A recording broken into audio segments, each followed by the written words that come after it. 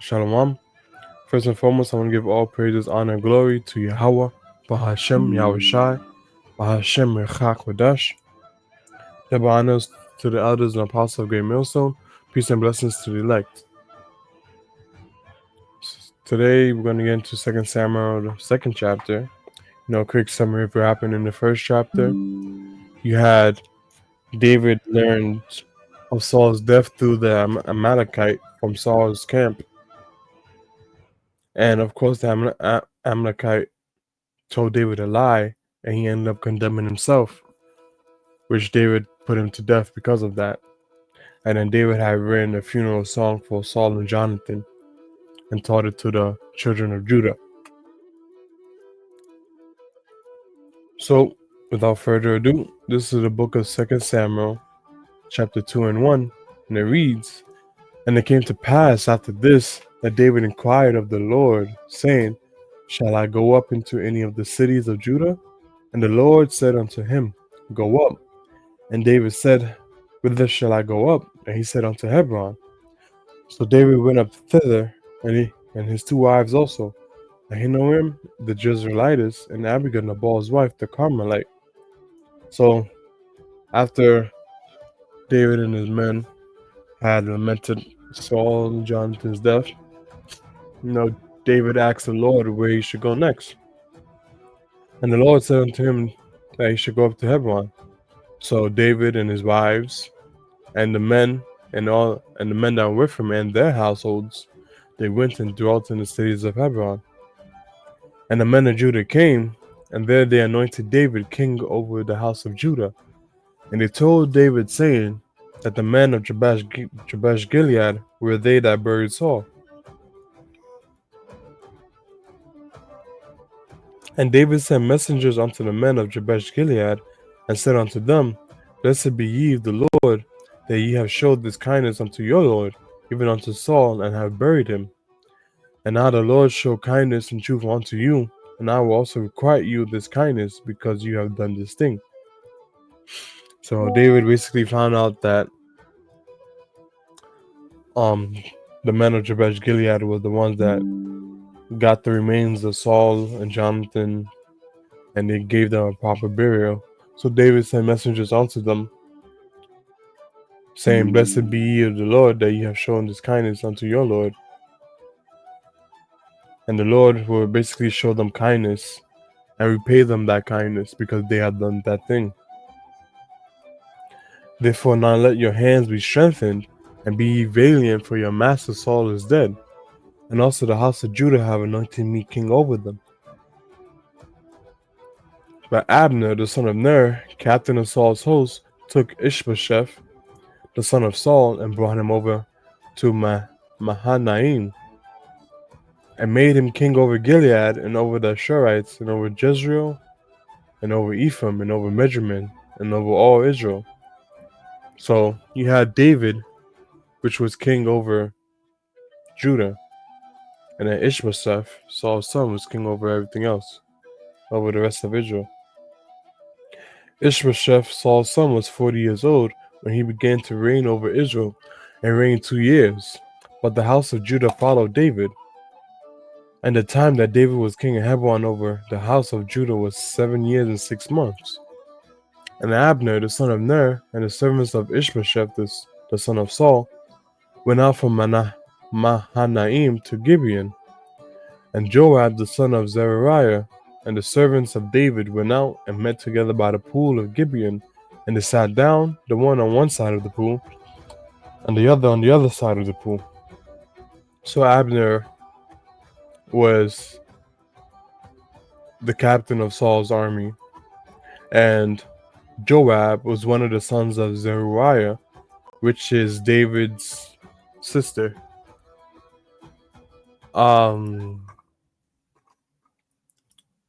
What is that called? So is that what is David's relationship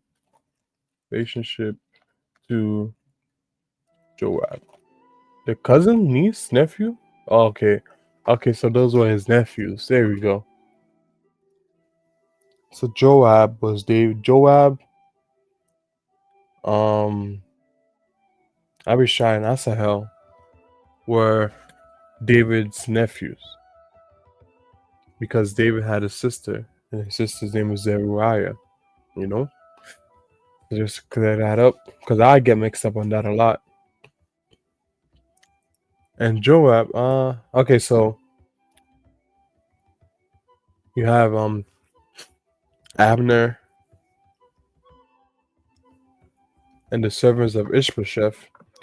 They went to they went and you had Abner and the sons the servants of Ishbosheth and Joab, the servants of David. They met together by the pool of Gibeon, one side on one side and the other side on the other side. And Abner said to Joab, "Let the young men now arise and play before us." And Joab said, "Let them arise." Then they then there they arose and went over by the number 12 of Benjamin, which pertaineth to Ishbosheth the son of Saul, and the 12 servants of David. So you have Abner basically say that what you call it? They just Abner said to Joab that they should let a few of their warriors fight in front of them right then and there. So they took 12 on each side. So 12 um warriors from Abner's side and 12 warriors from Joab's side. Then there arose, okay, no, next verse. Verse 16. And they caught every one his fellow by the head and thrust his sword in his fellow's side. So they fell down together, wherefore that place was called Helkath Hazarim, which is in Gibeon. And there was a very sore battle that day, and Abner was beaten, and the men of Israel before the servants of David. So the 24 warriors that fought each other, 12 on each side, they all died. And then after that, Joab and Abner, both their sides went to war, went to war that day, or they fought each other that day. And there were 3 sons of Zeruiah there, Joab and Abishai and Asahel. And Asahel was light of foot as a wild roe. If you go into a roe, I believe that's a little oh uh it's a gazelle or deer. Oh, baby, a deer. Okay, a small deer. Okay, so it just means Asahel was very quick and fast, because deers they're hella quick, especially if they sense danger. You blink, they're not there. And Abishai was the one that went with David into Saul's camp during the night, and then David had taken his spear and his cruse of water in First Samuel, and so verse 19. And Asahel pursued after Abner, and then going he turned not to the right nor to the left, or follow Abner. So Asahel was just focused, dead set on chasing after Abner.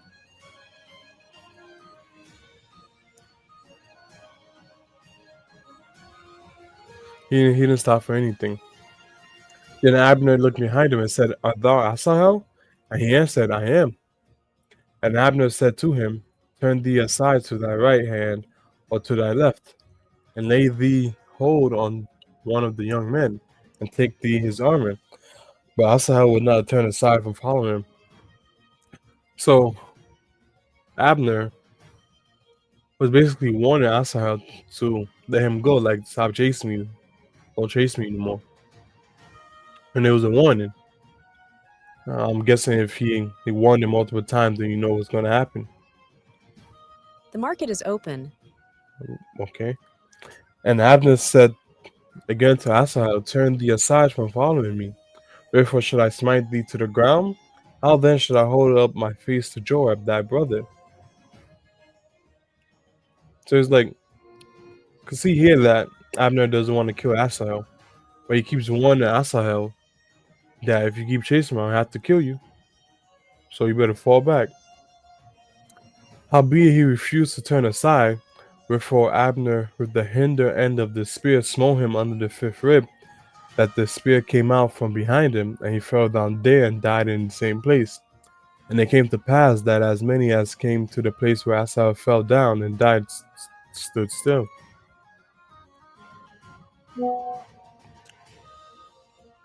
So Abner ended up killing Asahel because he wouldn't give up, and he kept chasing him. So he smote him under the fifth rib with the spear, with the back end of the spear. Whoa, hold up.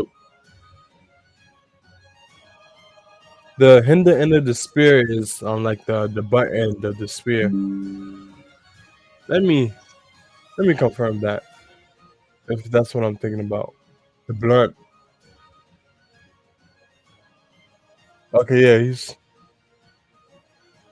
smote with this part.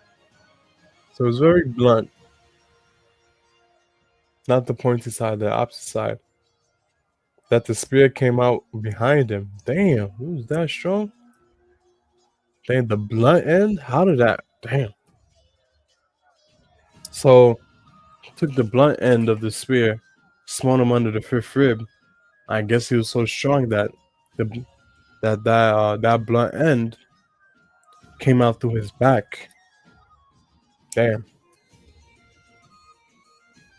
that's crazy. Verse 24. Joab also and Abishai pursued after Abner, and the sun went down when they would come to the hill of Ammah that lie before Giah. Okay, let me. Salakia.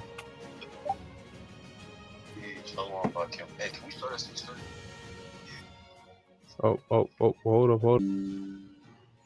Alright, Salakia about that. Okay, where was I?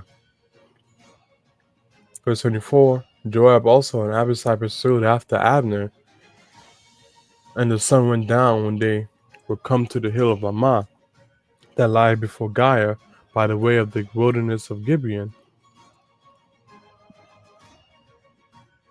So, as you can imagine, Joab and Abishai found out what happened to Asahel, so that's why they chased after Abner.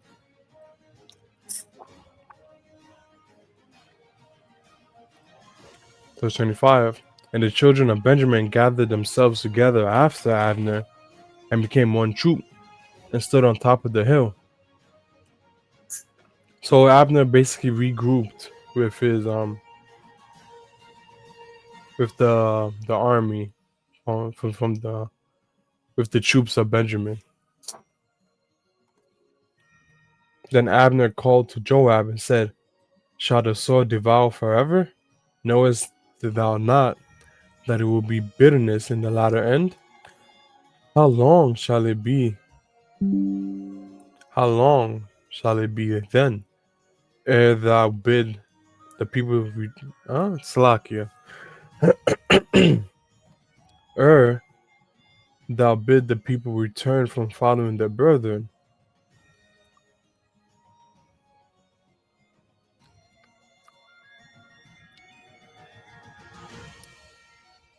So Abner is basically saying that if we keep killing each other, only bitterness will be in the latter end. It will be the only result. So just call off your men from chasing your own people. Just call it off. And Joab said, As God liveth, unless thou hadst spoken, surely then in the morning the people had gone up every one from following his brother. So Joab saying that if you didn't say anything, and then we would have kept chasing you guys continuously all night if necessary. Damn. Verse 28. So Joab blew a trumpet, and all the people stood still, and pursued after Israel no more. Neither fought they any more. So they no more chasing, no more fighting. Ceasefire. So you could say. And Abner and his men walked all that night through the plain and passed over Jordan, and went through all Bithron, and they came to Mahanaim. And Joab returned from following Abner. And when he had gathered all the people together, there lacked of David's servants 19 men and Asahel. So 19 of David's servants and Asahel were dead. They were gone. They had been put to sleep. But the servants of David had smitten of Benjamin and of Abner's men, so that 303 score men died. So his score is 20. So 20 times 3 is 60. So 300. Whoa, whoa. So you have David's side, only 20 people died. But on Abner's side, 360 men died. Wow. That number, the difference is huge. And he took up Asahel and buried him in the sepulchre of his father, which was in Bethlehem. And Joab and his men went all night, and they came to Hebron at the break of day. Man, that was something. Yeah, that's the end of 2 Samuel, the second chapter. So a quick summary. You have the men of Hebron made David king over Judah, and Ishbosheth was made king over the rest of the tribes. And we had those they call it a civil war here, but basically you had David's side, which was being led by Joab at the moment, Ishbosheth's side, which was being led by Abner at the moment. They basically had 24 people fight in front of them, 12 on each side, and they all died. So after that, Joab and Abner's side got in, they fought. No, of course Joab's side ended up winning, and they started running after Abner. Since Asa was fast, he took the lead start. He ran after Abner. Abner ended up killing Asahel, and Asahel's brothers, Abishai and Joab, started chasing after Abner. And then they basically called it a truce, and they all went their separate ways. So yeah, a little bit that was edifying. And until next time, we shall get into the third chapter. So say shalom. Until next time.